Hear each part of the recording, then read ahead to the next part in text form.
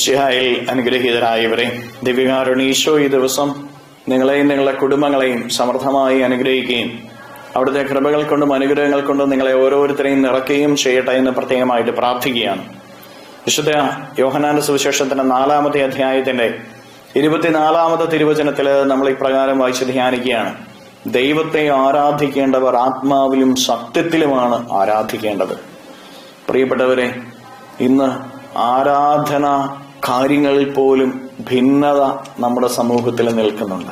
അങ്ങനെ ഒരു ഭിന്നതയുടെ നടുവിൽ നിൽക്കുമ്പോൾ ഈശോ പറയാണ് ആരാധിക്കേണ്ടത് ആത്മാവിലും സത്യത്തിലുമാണെന്ന്.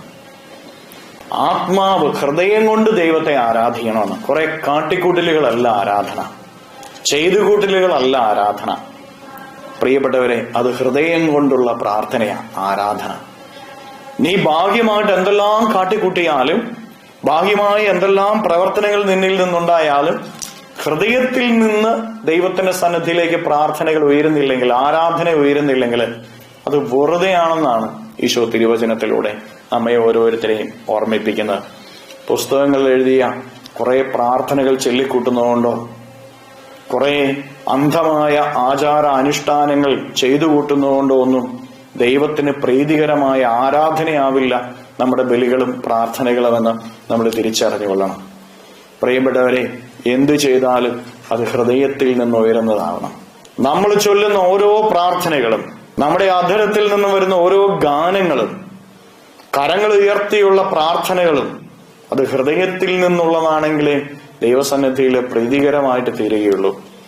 എന്തുകൊണ്ട് നമ്മുടെ ബലിയർപ്പണങ്ങള്, എന്തുകൊണ്ട് നമ്മുടെ ആരാധനകള്, എന്തുകൊണ്ട് നമ്മുടെ പ്രാർത്ഥനകള് അനുഗ്രഹപ്രദങ്ങളായിട്ട് തീരുന്നില്ല? പലതും ഭിന്നിപ്പുകളിലേക്ക് നയിക്കപ്പെടുന്നു. പ്രിയപ്പെട്ടവരെ, നന്മയായിട്ട് നമുക്ക് തോന്നുന്ന വിധത്തിലൂടെ പോലും ഇന്ന് ഭിന്നതകൾ നമ്മുടെ ജീവിതത്തിലേക്ക് കടന്നു വരുന്നില്ലേ? നമ്മുടെ സമൂഹത്തിലേക്ക് കടന്നു വരുന്നില്ലേ? സഭയിലേക്ക് കടന്നു വരുന്നില്ലേ? എന്തുകൊണ്ടാ? ആരാധനകളൊന്നും ഹൃദയത്തിൽ നിന്നുള്ളതാകുന്നില്ല, ആത്മാവിൽ നിന്നുള്ളതാകുന്നില്ല. 2, സത്യത്തിലുള്ള ആരാധന, ഈശോയിലുള്ള ആരാധന.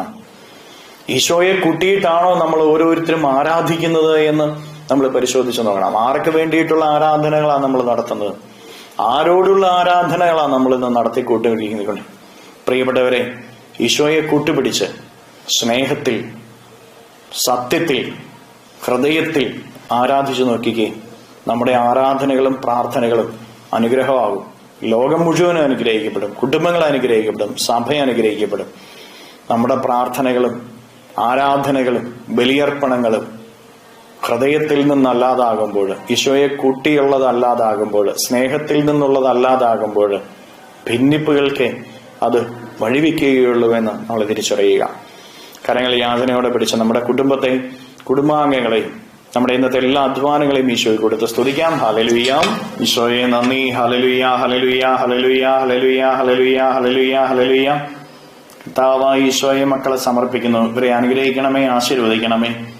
ഇവരുടെ ജീവിതങ്ങളിലേക്ക്, ഇവരുടെ അധ്വാനങ്ങളിലേക്ക്, ഇവരുടെ നൊമ്പരങ്ങളിലേക്ക്, ഇവരുടെ കഷ്ടപ്പാടുകളിലേക്ക്, ദുരിതങ്ങളിലേക്ക് അങ്ങ് ഇറങ്ങിച്ചെല്ലണമേ. ഇവരെ ഓരോരുത്തരെയും സഹായിക്കണമേ.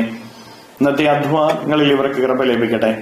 ഇന്നത്തെ ഇവരുടെ സകല ചെയ്തികളിലും പഠനങ്ങളിലും അങ്ങയുടെ ശക്തി ഇവരുടെ കൂടെ വസിക്കട്ടെ. ഈ ദിവ്യകാരുണ്യത്താൽ ആശീർവദിക്കുമ്പോൾ ഇവരിൽ നിന്ന്, ഇവരുടെ ഭവനങ്ങളിൽ നിന്ന്, ഇവരുടെ അധ്വാന മേഖലകളിൽ നിന്ന് എല്ലാ തിന്മകളും, ബന്ധനങ്ങളും, കെട്ടുകളും, പിശാചിന്റെ ഉപദ്രവങ്ങളും, നാരകീയ ശക്തികളും പൈശാചിക ശക്തികളും നിർവീര്യമായി തീരട്ടെ.